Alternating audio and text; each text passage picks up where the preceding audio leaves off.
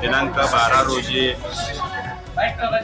विधानसभेमध्ये जे 4 तहसीलदार, मंडलाधिकारी आणि ग्राम महसूल अधिकारी यांचे जे निलंबन झालेले आहे त्या निषेधार्थ या ठिकाणी सातारा जिल्हा महसूल प्रशासनातील सर्व उपजिल्हाधिकारी, तहसीलदार, नायब तहसीलदार, महसूल सहाय्यक महसूल अधिकारी, त्यानंतर ग्राम महसूल अधिकारी व महसूल सेवक या सगळ्यांनी 2 दिवसाचे सामूहिक आंदोलन व काम बंद आंदोलन पुकारलेलं आहे।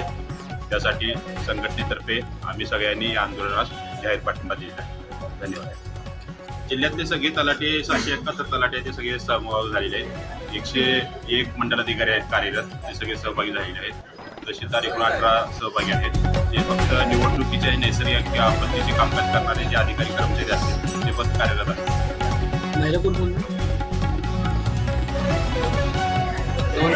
अधिकारी, तहसीलदार, मंडलाधिकारी आणि तलाठी यांना अचानकपणे निलंबित केलं गेलं। गौण खनिजच्या बाबतीमध्ये जे निलंबन केलं गेलं ते पूर्ण बेकायदेशीर आहे।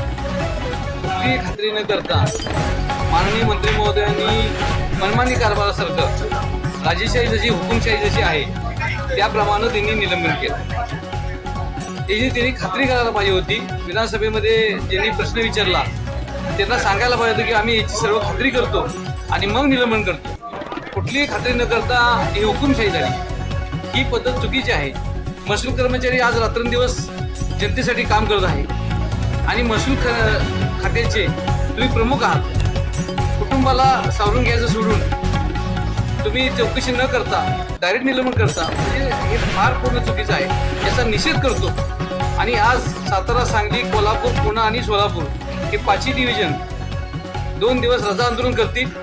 त्याआधी त्यांनी जर माघार घेतली नाही निलंबन तर बेमुदत संप आम्ही चालू करणार आहोत। धन्यवाद।